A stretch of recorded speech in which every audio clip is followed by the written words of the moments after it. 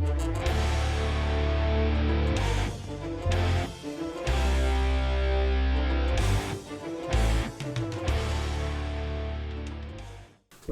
Hi guys. Welcome back to Cinema Suitcase. I am Kevin. This is Logan. This is our New Year's special by the time you're seeing this. And this time we're actually discussing a more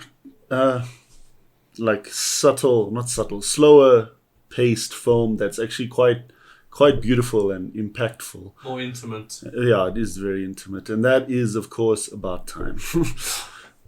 One of my favorite films of recent years. I'm not sure when it came out. I think 2014. 2013. 2013. I went and checked it up. Oh, okay. Would you like to do statistics first, or Yeah. Let's just do the get them out the way? Sure, no worries. So this movie was written and directed by Richard Curtis, who's done a lot of he actually done a lot of rom-com films. He's done Love Actually, and there was a few other films that when I went and looked up his work resume, basically. I recognized a few of them, and I was like, "Oh, okay, that definitely makes sense." Original music by Nick Laird Clowes. Wow, I think that's how you pronounce his name. Nick Laird Clowes. Yeah. Okay. Shout outs to them though. Yeah. The music in this movie is so good. Yeah, both the composed music and the music selection. Yes. Very, very, very wonderful. Director of photography John Gulserine. Or you're better pronouncing these. Yes, it's Gulserian. There we go. Gulserian, yeah. Something like that. I hope that's right. I'll put a name, like a title card. Yeah. And then film editing was by Mark Day. No, how simple could you get? Yeah. So, introductions. Well, I'm sure both of ours are very brief, but I'll go first anyway. So this was in high school, probably around grade 10 for me, so 2016. And there was a movie. Okay, well, first of all, let me say I was staying over at a friend's house, and whenever I'm at his house, we usually watch something that happens to be on, right? Yeah. As a family, we sit down and just watch whatever's playing. And there was this film that was coming on called About Time, and we read a brief synopsis through the information tab, and it said, it was this whole thing about time or something like that, and obviously, and him and I, shout out Adam, by the way, my bro. Him and I looked at each other and we rolled our eyes and oh god, some hoo-ha comedy, drama romance movie. We're like, oh, that doesn't sound interesting at all. And by the end of it, him and I were sniveling in our seats. We were like, oh, it's so beautiful. Yeah. And since then, I have never forgotten this film. And I wanted it to be a episode specifically. Yeah. But when I was doing research about what's a good sort of film that touches on New Year's, being this episode will come out on New Year's, I was like, what's a really great film? And I was like, About Time. Yes. This is where it comes into play. That's my intro. Very brief, but impactful. It's a very sweet story, man. My backstory is also very brief. Some prick told you to watch it. Yeah, some prick told me to watch it. Now, I remember back in 2013, I went to the cinema. I have this distinct memory. I went to the cinema to go watch. I can't even remember what I went to go watch. It was probably a Marvel movie or something. I remember seeing the poster for About Time on the thing, and it looked like a sweet movie. But I don't know. The thing is, especially when you're someone who doesn't have a lot of money, you have to be very picky and choosy with what movies you actually go see in the cinema, because the cinema ticket's expensive. Even if they add up. If you don't buy even if you don't just buy popcorn or anything, you just buy your ticket. It's often a very expensive outing, so you always want to go for that that movie that that you're gonna like, or you have an idea that you're gonna like it. But yeah, this movie actually would have been very nice to see in the cinema. But either way, I'm one of those people where it doesn't really matter if you see a movie in the cinema or not, as long as you get to experience the film. At some point. It can be impactful to you. True. But yeah, anyway, I remember distinctly that poster, and then I was very familiar with Rachel Mcadams, who's who plays the lead female, basically. The lead actress in this film, because I know her from the Sherlock Holmes films, Robert Downey Jr., and also Morning Glory, which is quite a fun movie with her. And then you basically said that you wanted to watch it, and I was like, okay, cool. And then we just finished watching it now, and it was very hard not to cry at the end. It was very, very hard to cry. It's a difficult film to not cry towards. Hey, as I said, when I watched it at my friend's house, we were tearing up as well. Okay, not like crying our eyes out for 10 minutes, but towards the end there were those tears. We were like, Yeah. And it's just a very, very reflective and beautiful film. It is Very, very, very mellow and sweetly paced. This is also the last film that we're shooting, in our recent batch of episodes, and I think it was a really great movie to end It's a nice, basically until January. Yeah. There won't be any new recording sessions. Yeah. So to come together like this and have a nice outro film is very, very cool. It was very cool. Right. So forgive me, guys. By the way, I'm using a sort of a screenshot website called kissthemgoodbye.net. Shout out. Just to help me get the order of events correct, because we just watched it and it's fresh on our memory, and I'd rather not mix and match to confuse people. I'd rather just have a consistent flow. So anyway, our film starts off with our main character, Tim. He's going about his mundane day, not in a sad way, but a normal day for him, and it's a clever scene because it introduces all of the characters of his family. Within about 2 minutes, you see them doing something they normally would on a day-to-day. Very, very relaxed, sort of relaxed, chilled, almost like a retirement vibe. Yeah, because of how easygoing everything is. Yeah. So we meet his uncle, his parents, and his sister. His sister, I forget her actual name, but they called her Kit Kat. Yeah, that was a nickname that they called her throughout the film. It was just Kit Kat. Kit Kat, yeah. And just a very, very... you wouldn't think, like, there's much to it after that. You think, okay, it's pretty generic sort of intro in terms of story. Yeah. Like, okay, you meet the characters, all that stuff. But it was his birthday recently. Oh, sorry, actually. See, I'm already mixing up scenes. They basically preparing for like a New Year's party, which no one really looks forward to, but it happens once a year nonetheless. Yeah. And we get a further insight into Tim specifically. He's not very outgoing. He's kind of shy. He's like what's a good word? Like awkward. He's a bit awkward, especially around the ladies. He's not particularly skillful. Yeah. And he just has the worst time. He hates the New Year's. Everyone's getting together with their significant other and having a wonderful time. And there's this kind of girl that kind of fancies him, but he keeps brushing off. He's not that interested. So he kind of leaves her hanging, which makes him look like a real loon. Yeah. And he just despises New Year's. So he wakes up the next morning on January 1st, and he is absolutely dismal with himself. He's kind of a little bit hungover. He's disappointed that he didn't just go for it, with the ladies. And his dad pulls him aside. He's like, all right, come to my office. Yeah. And the dad's played by Bill Nighy. Yes, who plays... Davy Jones. Davy Jones, yes. If I'm correct. He's also the Minister of Magic in Harry Potter, the later ones. Yeah, he's a phenomenal actor. One of my favorites. Is that his name? Bill Nye? Bill Nye, yeah. Nye? Yeah. Okay, cool. I think that's how you pronounce it. I think it might be Nigh. Not sure. Oh, like that. Oh, it doesn't matter, but I love him as an actor.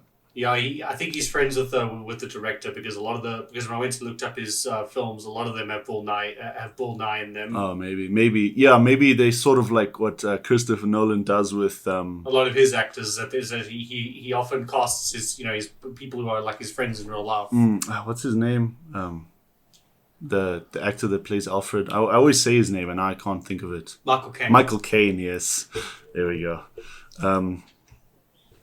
It's pretty much this sort of similar relationship. Anyway, he gets pulled aside by his father, and his dad tells him that only the men in his family have a unique ability to jump back in time. They cannot travel forward, but they can travel back. Specifically only to places where they actually were. They can't teleport around. Yeah, they can't, like he says, like, I can't go back in time and kill Hitler or whatever. I can only basically, he can travel back in time, but he can only really with his own life. Yeah, his own timeline. With his own timeline and his own, and like the events that he's been through. And, of course, Tim thinks his dad is, the biggest meth head. He thinks he's like, what are you on about? This is an awful joke. Yeah. So, sorry, would you like to add? No, I was just going to say that one thing I really liked was that because it's, this is predominantly a British film and a lot of British actors and everything. I just love that wit. I just love that quick wit and like that dry British humor. It's always because I grew up watching the BBC, a lot of like BBC shows, especially with my granny. Because that was one thing her and I like to do together. We like to watch BBC shows together, and I always appreciate that dry British wit. Same. It's because my background, my grandparents are from England, so it sort of runs in my family, and I love that wit. Yeah. Anyway, he thinks his dad is talking complete and utter shite. Yeah. So he says, "All right, try it. Go into a dark place." Close your eyes and clench your fists, and then think of where you want to go, and you'll end up there. Yeah. So he reluctantly tries it. He's like, if this doesn't work, you're in trouble. Yeah. So Tim goes into the closet, and he tries it, and it works, and he ends up back at the New Year's party the night before. Yeah. And this is a recollection of events that happened the previous night, except all his mistakes, he was aware of them and he corrected them, including scoring at the midnight with the girl, knocking over the table, stuff like that. Yeah. And after that night, he goes back into the cupboard and he goes forward in time again, back to the same meeting with his dad. And he's like, that's really cool. He has this whole spiel. Yeah. And that's currently where we are. Not long after that, though, Tim has to leave. I'm not sure what city they're in or town. Before that, there's a whole bit with the girl, the Margot Robbie. Oh yes, you're right. That's right, because she does leave. Anyway, Margot Robbie is some sort of like I can't remember. The family tree is weird. I can't remember her name, but I think she's one of Kit Kat's friends. Yeah, she's a friend of Kit Kat's, and she's staying with them for the duration of the summer. Her summer, which is 2 months. Yeah.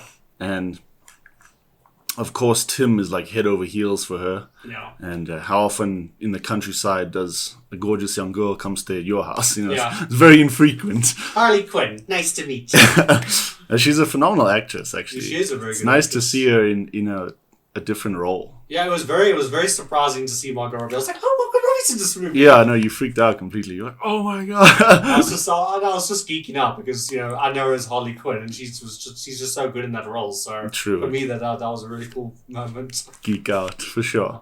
Anyway, he says he's gonna use this power to get a girlfriend, and his dad is like, oh, of all things. All things, yeah. But I mean, what do you expect? Of course he's gonna try it like that. So the summer goes by pretty quickly. We don't see too many events other than we're introduced to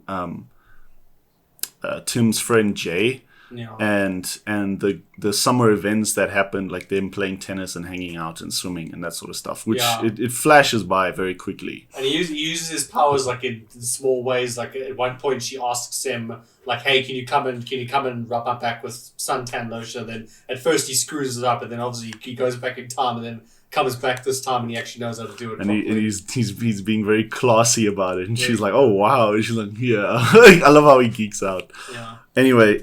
It's the last night before she's gonna go home. So he walks into her room and he asks, she says, if it was anything, his sister warned her that if it's anything to do with the love word, then, she should be straight with him, which I guess is fair advice. And he was like, well, you know what? I would like to shoot my shot. Would you kind of go out with me? And then she says, well, no, but I wish we'd experimented with the idea earlier in the summer. Yeah. And of course, that sets off the light bulb. The guy's like, oh, wow. Yeah. And he goes back to 1 month in time, which is basically the halfway point of her stay. And he starts, subtle flirting, little itty bitty things to get to know her. And we quickly get to the last night again. And we don't really see that scene, but the next morning she's on her way leaving, and he said, well, she said no again anyway. So he's kind of like disheartened and distraught. But he's like, that's pretty much the end of that chapter with Charlotte. She plays Charlotte. And the next day he has to go because he's leaving his house now. He's going to London for his new job, which is, he's like a lawyer, but a very, very entry level job. And he's going to stay with a friend of his dad's who is a playwright for stage plays, a very successful one, sort of, back in the day. Very eccentric, just one of those like, middle-aged guys who just doesn't care anymore. He's just like, whatever. Yeah, he's completely disregarding like emotions or anything like that. I love how he answers the door, which I cannot say, but he shouts in his face, and then Tim like checks the address, and he's like, "Is this the right place?" I'm at the right house, right? Yeah.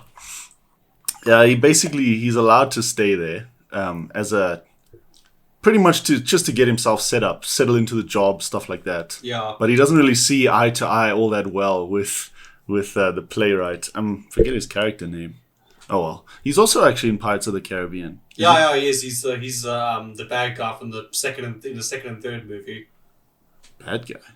Yeah, remember he's that. Yes, he's the one in charge of the East India Trading Company, right? Yeah, the East India Trading Company. You're right. I was mixing his character up with the guy that likes Elizabeth. That army general. Yeah, Commodore. Yeah. Commodore. There we go. Commodore Norrington. Because they look very similar. Yeah, no, Commodore Norrington. He was in charge in the first movie, and then the second one, obviously, this other guy becomes the real antagonist. Mm.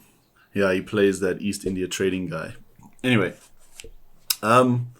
he goes about learning his new life. He meets his work colleague Rory, who's how would you describe Rory? I wouldn't really. He's not a bad guy. He's not a bad guy. He's not like stupid or like dumb or anything like that. I think it's more just like, he just struggles sometimes. Yeah, he's very awkward in conversation. People kind of like look down on him a lot of the time, except for obviously our main character. And also the problem is like, he often like. I think also the problem is he has confidence issues. Oh, I think that is true. Which our main character does help him a bit with that down the line. Yeah, but it's true. He's just a bit socially awkward, even though he's a good guy.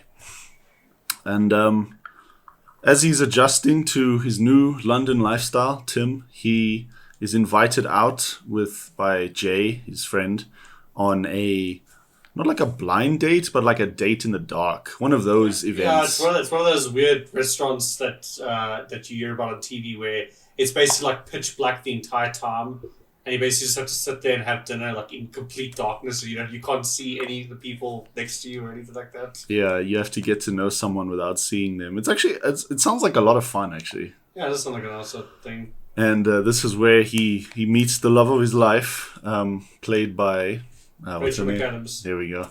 I knew it was a Mcadams. And her character is Mary, her character name. And they have a wonderful time. There's actually quite a lot of that scene where it's almost just dialogue. Yeah. It's of course they're in pitch black, so you only hear them discuss. Yeah, it's pitch black, so you just hear audio, and then every now and then the timestamp of what time it is basically just changes. It keeps going, obviously, like later into the evening to progress the evening and everything like that.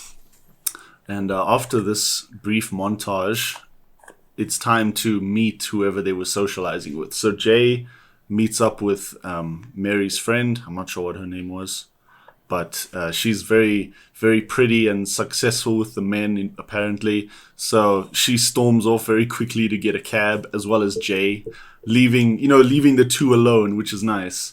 And I don't know about you, but Mary's and Tim's relationship from the get-go is very... sorry, there's a car there. Is very authentic. Yeah, it's very beautiful. It feels genuine, really. It feels genuine. They had good chemistry. Like they had that awkward sort of flirting. It's really cute to watch. Yeah, it is cute to watch. So they exchange numbers, and he's had the greatest day of his life, Tim, until he gets home and he finds out his playwright friend, basically at this point, has now become a laughing stock because one of the actors forgot their lines. Forgot their lines. So he has to undo the whole evening with Mary and getting her number. So they basically never met because he wants to help his friend in having a successful play. Very, very successful play. So he does, and that's it. Mary is erased from her memory. She never met him, and now it's very awkward for him. And sorry, I'm enjoying this.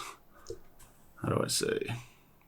Basically, it takes him two attempts to win her over again. Yeah, because he obviously fixes the play in a very, very comical way. But once he fixes the play, like he has at least 2 attempts to try and get her to try and win her back, basically. And then, like, when he tries the first time, she's already met some new dude, some handsome dude or whatever. Mm-hmm. And then he tries to go like win her over, but then like it sort of fails, so he tries again. And like he has to, and like it's very funny, like when he's at the table with them and he has to like get specific times, like like when did you guys meet? Like about a week ago. Exactly. Like, like what day? Like what time was it exactly? Then Mary's friend gives him the address where the party was held so that he can meet Mary there before this new Romeo appears. Yeah. And then she actually succeeds again, and they get to leave the party early to go back to her place. And then you see Romeo arrive, and he's like fixing his hair, and he's excited to go inside, and they both look at him like he's such a dick. I love that scene. They just make fun of him. That is very funny. Poor Romeo. Is this is after? Yeah, it is. This is after his second attempt at winning her over. Because the second attempt is basically running into her at the Kate Moss, like appreciation, like art gallery. Well, I remember the first time was the art gallery. He tries that doesn't work, and then the second time is when he meets her at the party. Yeah. Sorry, you're right. Because he doesn't want to undo his friend's play, and the critics hate on it again. So he just like brushes it off. He'll never see Mary again. Very, very, very noble of him. It is, right? Because in any other situation, I mean, I don't mean to be like rude, mean, or anything, but like I mean, we're all human. We make mistakes. And the thing is, sometimes humans, for our own happiness, we can be a bit selfish. That's true. It would have been very easy for him to just go back and just undo the play thing, have the guy play fail so that he can continue with Mary. Mm-hmm. But he doesn't do that, which is quite nice. It's very, very interesting take. It just shows you how selfless he is. Yeah. So anyway, the next morning when they're reading the reviews for his play, saying it was phenomenal, he sees the Kate Moss like art expo. And of course, Mary is a huge fan of Kate Moss, so he uses that chance to meet up with her again. Yeah. Which is when we meet her in the new Romeo. So he goes again, tries again, and then that's when they meet up at the party. Yeah. And then we basically just get that montage of them just like being together and everything like that. Yeah, the relationship is starting to like bloom, which is it's nice. I like those simple moments. Yeah, it is a very nice moment. They're very nice to treasure. So basically, they're having a very nice time together. He's obviously, it's the next morning. Obviously, he stayed over, and he's busy making breakfast or whatever. And then she comes out and says, like, I didn't tell you, but my parents are coming to town. He's like, oh, and he's like, no, like now, like right now, like they're coming right now. You need pants. And he's like rushing to get his pants on. And like at first he puts on jeans, but then she's like, no, my dad's very conservative, so he's like, let's take his jeans off and put on like some chinos or whatever. And then, basically they just have this like very, they have dinner with the in-laws. It's very cute because they keep asking, him obviously questions and everything. And then she keeps like answering for him, and then mom's basically like, does he ever answer his own questions? Like, oh yeah, don't worry, I'll leave it to you now, honey. And then like just as he's about to answer, like she says, yeah, but one more thing, like like it's very cute. Like I like their awkward relation. Well, not like awkward, but like they have this very like quirky dynamic like together. Bubbly, it's cute. Bubbly and quirky, and it's very cute. It is, and her reasoning for not letting him answer any questions was she really just wanted her parents to like Tim. I mean, he's a good guy, but sometimes, in the eyes of others, it can be difficult to convince. So, especially like the in-laws, if this is your child and you're like, who's this fool? You will sort of look at him dirty. So I'm glad that she was like, I just want you to like him, It's very cute. So he meets Margot Robbie again as his life is gradually going well. He's won over the in-laws, which we don't see too much of, but it's nice for him. Nice to know that he's approved by them. Yeah, approved by them. And he was given 2 tickets to a play. Yeah, so he takes Rory with him. Yeah, because Mary is unavailable. And who do they run into at this play, of all people? Charlotte, his first love. And he tries twice to sort of start a conversation and see how she is and all that stuff, but it doesn't. He keeps messing it up. He keeps butchering it. and then I find it actually very funny because like he tries 2 times, he fails, and then we cut back to them obviously getting up because the play's just over, and he says, oh, look at that beautiful girl over there. It's like, yeah, I know. He's like, oh, do you want to go to a talk? No, we are leaving. And then like he wants to actually leave, but then while they're busy walking out, she runs into him instead of the other way around. Yeah, because the thing is, he spotted her, and then that's when he wants to go talk to her, but she obviously didn't see him straight away. And then the second time they bump into each other, she spots him, so she goes and talks to him. Yeah. And she invites him to dinner because both Rory and Charlotte's friend are going their separate ways, so they're by themselves. So she invites him to dinner, and they have a meal. They don't really talk about too much, but at the end, she's like, something about that summer, and I would have said yes. Basically she would have said yes to him asking him out. Her out, excuse me. And she's like, would you like to walk me home? And he says, yeah, okay, cool. Just to be a good guy. Yeah, he walks her up to her hotel room. She's like, my hotel room is very nice in the inside. And he's just like, he's trying to like break away. Yeah, he's like, leave, let me leave, woman. And then but I even like made that comment. Like, just say you have a girlfriend. Say you have a girlfriend, and that will. That's an easy fix. But to defuse the situation. And he escapes, though. He says, sorry, I have important things to attend to. And he runs off. He runs all the way home to Mary, who's asleep. And he sort of wakes her up and he proposes, but she kind of predicted it. She's like, nice music. You're on your knees. Are you going to ask me to marry you? And he's like, yeah, will you marry me? Yeah. And then like he first asks her, then she goes quiet. He's like, so how are we feeling about the answer? Any thoughts? Any thoughts? Is it yes, no, I'm a loser? Yes, no, get out of my life, loser. They're all possible. And she like jokingly thinks about it and she says yes. And she's like, thank you for giving me a quiet, private proposal instead of something flamboyant and extravagant in front of a lot of people. Yeah, and then he goes outside and there's a whole band there and he's just like, yeah. He's like, please just go. I love that scene.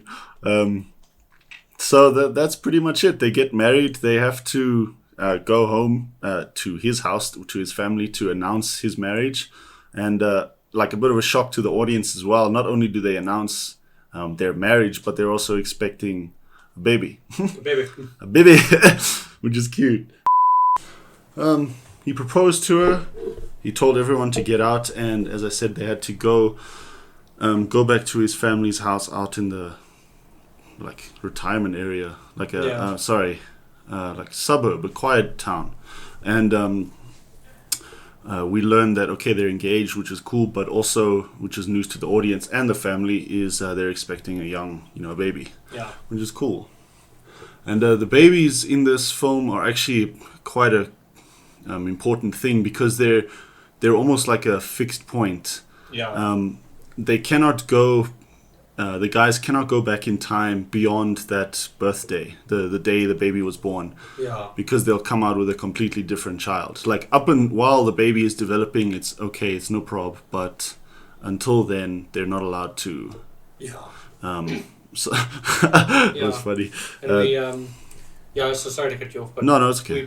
We found this out because what happens is that then he's busy celebrating I think it's a birthday or something with his family, and then they're waiting for his sister to come, and then the boyfriend shows up, and then he's like, "What are you here? Is she on the way or whatever?" And then we find out that she was in a car accident. She's not dead or anything, but she was in a car accident. She was gravely injured.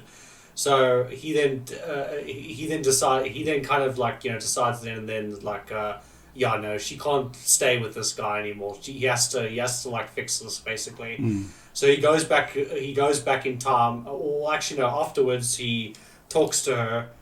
He tries to help her and say what's, and I actually appreciated this line of dialogue where he's talking to her, and he's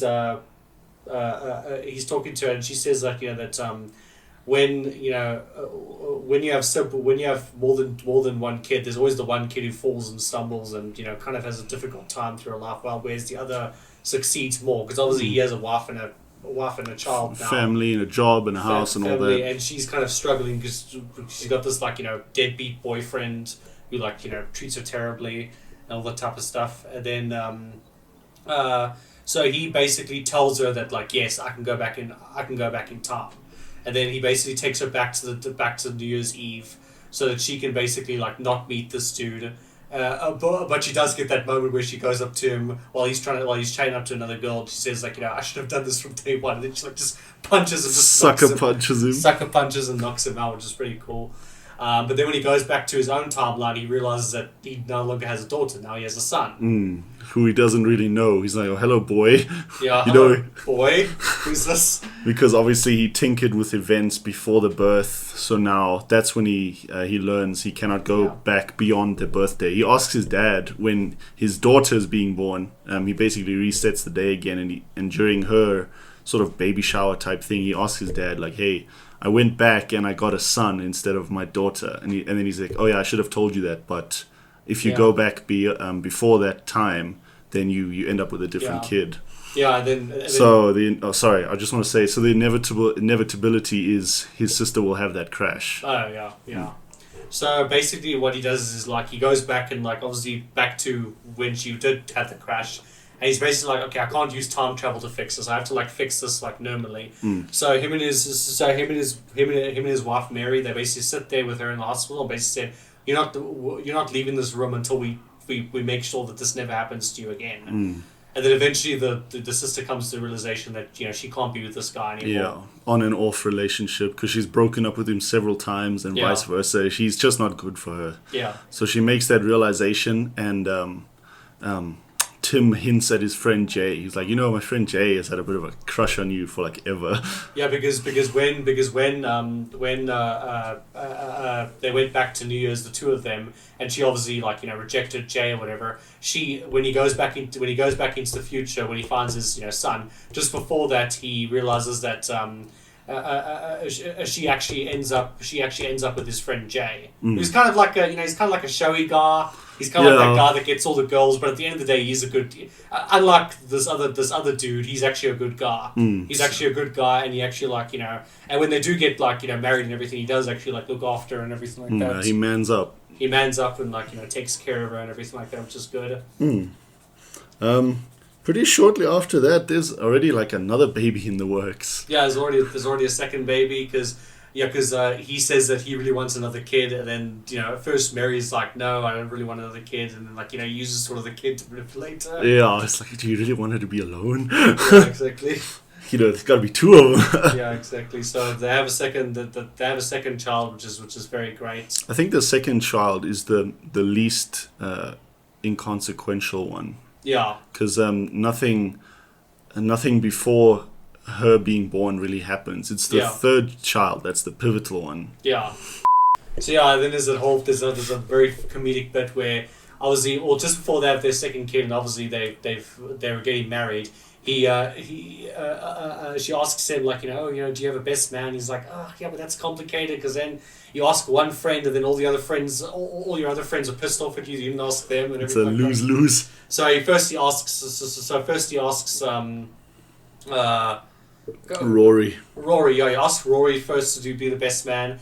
But when he gives the speech, he kind of like screws it up, He butchers it. He butchers it. So then he flicks to the playwright guy. The playwright guy butchers it. He flicks to JJ, his friend, Kit Kat's new husband, but he in the future, but he messes it up. So eventually he gets his dad to do it, and his dad kind of feels like he cocked up the relationship. So his dad goes back in time so he can fix it. Yeah, and do a proper job. It doesn't have any huge impact, but he's like, no, I want to do the speech properly. Yeah. So he basically has two versions of it. Yeah.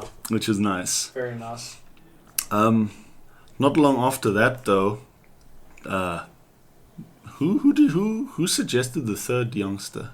Actually, remember, what happens is that his dad. We find out that his dad has cancer, and then there's a whole touching bit where he goes back in time to meet with his dad. His dad like reads or whatever, and he's like, "I've got all the time in the world," because he wants to think, and he kind of wants to stick with two kids because he wants to keep that point in time. So if he ever like needs advice or whatever, he can go back in time and see his dad. See his dad, yeah. But then Mary, she really wants a third kid, and then he kind of has to make that. Obviously, he decides to have the third kid to make her happy because obviously he cares. He's like you said earlier, he's selfless.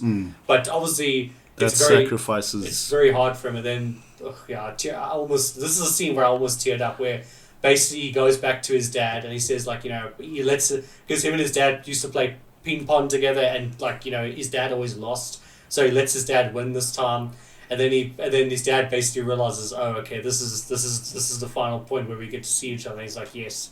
He's like, well, what would you like to do the last time? And then he says like, a walk on the beach. It's against the rules, but Yeah. if we don't change anything, we should be good. Yeah.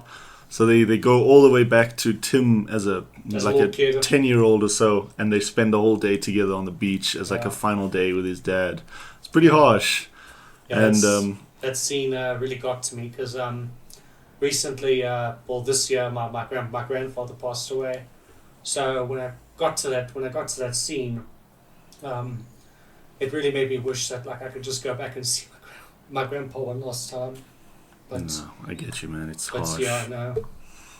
And then his dad also gave that advice to live each day twice. One day, like mundane and boring, and the time you repeat it, look at all the small beauties that you can have fun with. Yeah. Which I think is a very relevant piece of advice. Yeah. Because towards the end of the film, Tim basically gives up reliving each day twice, and he starts enjoying the little things the first time around, which is a wonderful piece of advice, I think, which is why this movie is so impactful, because it says, appreciate the time you do have on this earth. Yeah, that was a very, very good message because I've been going through a very hard time the last 2 months, and that scene that kind of like it was a nice uplifting moment because it's just like no matter how dark things get, there's always the nice things in life, the small things that you take for granted. Very much so, and it's a very impactful message because he basically gives up his power towards the end to live a normal life. And he becomes a normal person. Yeah. And to see the beauty in the small things, even during the darkest times, is a lot. It's a very powerful message, which is why I think this movie leaves a lasting impact. It does leave a lasting impact. I remember watching it the first time as well. My second time about last year, and I remember his whole speech at the end of just enjoying the small things and how much joy they can bring you. It's sort of the message at the end of Soul, the Pixar movie. Oh yes. Where it's sort of also the same. It's basically the same message of at the end of the day, because remember the main character, he's looking for his purpose, his spark. Mm-hmm. But then at the end he finds out that the spark is just enjoying life. Exactly. And it is. He kind of comes to it where he's like, even if I don't become a world famous musician like I always dreamed of, I'm just gonna enjoy life. Exactly, and take. Or find joy in the little things. Yeah. which is the most brilliant piece of movie advice I've ever gotten. Yeah. Other than avoid talking to an ex, because my God, that's brilliant advice. It's a beautiful film. I never get tired of this movie. I'm glad I had one really good title to recommend to you. Yeah. I'm glad that you enjoyed. I assume you enjoyed it. You said you did. I enjoyed it a lot. It reminded me a lot of, since we both played it, it reminded me a lot of Life is Strange. Yeah, it did. Life is Strange, like, that game, I played that game during a very difficult time in my life as well. And that game kind of, like, gave me hope. It gave me, like, just like, at the end of the day, life will always just go on and life will always be beautiful. I get what you mean, man. Yeah, Life is Strange does have a similar kind of ending where it's it's one or the other. Yeah. And it's powerful because you have to appreciate the time you do have. And a lot of us, we go through life and we're stressed out and we're freaking out and we forget that there's small things that make life worth living. Yeah. Very powerful. And I think that's also one thing that I really appreciated about this film. It doesn't do the usual time travel movie tropes of, like, avoiding a double and stuff like that. Well, for example, like take Shrek 4, for example. Yeah. Okay, I mean, we both don't like Shrek 4, but Shrek 4 basically, like, Shrek basically, he has a stress, the whole plot of the story is that he has a stress, he's stressed out, obviously, because he's a dad, he's married, he's got kids, there's people around all the time. He just wants to be alone. He just wants a day where he can just be an ogre again. Mm-hmm. He can just be by himself and everything. Shrek is a very solitude character, and then obviously that changes everything. He never met Fiona. He never met Donkey because he never existed. So the world goes, like, very bleak and dark. And what I didn't like about that movie was very cynical. It was very cynical. It was a very jaded movie. Like a very black and white difference. Very jaded, very, like, mean-spirited. Because then there's even that whole bit where, like, he kisses Fiona because he thinks that, like, the last time, when we kissed, that was when we fell in love. And then he tries to kiss her, then nothing happens. And then she's like, well, what did you think was going to happen? Fairy tales don't exist. And then I never liked that movie. That movie's just way too bleak and just... Yeah, it is very, very... dark. I mean, obviously, there is a happy ending at the end. Obviously, everything gets fixed at the end. But, like, to get there, you got to go through so much depressing... It is very dark, isn't it? Yeah, because I was scared that, like, when he goes back to help his sister, I was worried that, oh no, okay, let me guess. Like, he's going to come back to the future, he never met her, or they're divorced, or they hate each other, or something, something really sad's going to happen. But it didn't. He was still with his wife still loved him. He still had his baby was the same baby. He still had his kids and everything. And, it's just okay, well, obviously, the only thing that really changed was just the whole thing of, like, I've got a son now instead of a daughter. Yeah, that was the big changer. But he reversed it anyway. And they even said for Kit Kat, like, Mary said it. She said she has to figure that out on her own. You can't, tell her, no, this dude is bad for you. She has to work it out on her own. So when they do that in the hospital and they're like, we're not going home until you come to this realization. Yeah. That's cool. Yeah, that's what I really like about this movie. I mean, honestly, I understand that, with most time travel movies, they're not doing it to be cynical or jaded. Obviously, it's the typical time travel tropes. They're trying to show the consequences of going back in time and, actually enjoy the life that you do have and everything like that. I understand that there's a message behind that. But I kind of get sick of that in time travel movies. That's why I don't watch a lot of them. Like do you mean the consequences are so extreme a lot of the time? Yeah, they're so extreme. Like the world completely goes... Yeah. It's completely topsy-turvy. I like that this movie it keeps... nothing drastic ever happens. I mean, a couple of things happen, but nothing like world-ending happens. Yeah, and like it keeps a very positive and very hopeful vibe. It does. It's true. The whole film. I agree. That's a good analysis. You're right. I hadn't considered other time travel movies. Yeah, but you're right. It is. There's moments of time travel in this film that have a huge impact, and there's moments that have almost no impact. Yeah, like the sunscreen in the beginning. He went back in time and redid it, and almost nothing different happened. But in every other time travel movie, it's like, oh no, but changing one thing will disrupt the entire time. Yeah, then the moon will crash into Earth and all this shite. It's not true. It's not true. It's just such a beautiful, heartfelt film. It is a very beautiful film. Do you have any shots you liked? I'll be honest, I wasn't paying attention to shots. I was too busy crying. I was too busy trying not to cry.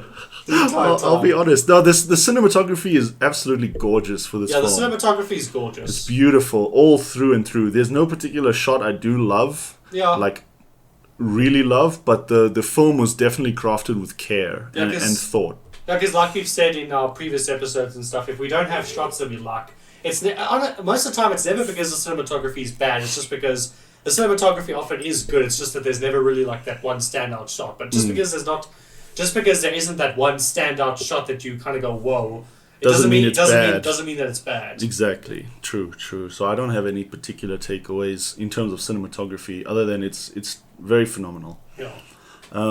Takeaways in terms of actual takeaways.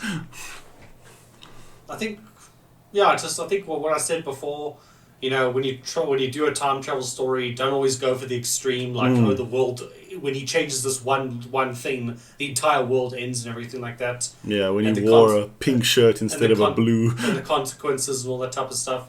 And yeah, just I understand that there is room for gritty films that are gritty and they serve their purpose, but at the end of the day, as a slow it down. As a filmmaker, you always want to be hopeful, because that's the thing about the movies. The movies, what I love about movies is that movies is escapism. Movies, especially when you're I mean, it's happened to me a lot of the time when I go through hard times in life. I either sit down and watch a movie, I sit and play a video game, I sit and read a book or a comic book or something. I try to just escape from reality, and I like those stories that remind you that life isn't that bad. And like I said with me, I've had a rough time these last few months, but this movie really helped remind me that at the end of the life will go on, I will heal eventually, and life will there's still good things waiting for me. No, definitely, for sure. And plus, brains, the human mind, likes to dwell on the negatives. We often overlook the small, wonderful things we do have. Yeah. Which is great. Like 2-ply toilet paper. Yeah. No one ever appreciates that on a day-to-day basis, but you should. Yeah, exactly. Was that your only takeaways? Yeah, that was just my takeaways. Okay, I'm gonna copy your takeaway in terms of any sort of time travel related thing. Don't jump to the extreme. Yeah. Which is good, something good that you pointed out. Yeah. I hadn't made that connection. Yeah, because you can jump to the extreme. There are time travel stories that do it very well. Mm-hmm. It's just that you don't always have to do that. True. It's not every time travel movie has to be that extreme or whatever. And then the second one, my takeaway would be just to actually slow down in life sometimes and appreciate what you do have, even in the dark times. Yeah, exactly. That's a very meta takeaway that applies to everyone. It is a very meta takeaway. What would you rate? 10. About time. 10 out of 10. 10 out of 10 from you. Nice, man. It's a perfect film. Beautiful film. I'm glad, because I never watched it up until we did it an hour ago. And I'm really glad that we did this film. Me too. I'm glad it ties into New Year's so nicely. I would give it a 10 as well. It's a perfect watch. Exactly. Beautiful, beautiful film. Closing thoughts? Anything at all like that? No, I'm just really glad that we ended on this movie. Yeah, me too. Alright, cool. I'll do an outro. Thank you guys so much for watching. I hope you enjoyed a much slower, more nicely paced Cinema Suitcase episode. If you have any comments or ideas, please list them below in the comment section. You can find us on YouTube or Spotify, any sort of podcasting app like that. Please like, share, and subscribe. And Happy New Year, Happy New Year's, guys. Remember to appreciate the small things in life. And thank you.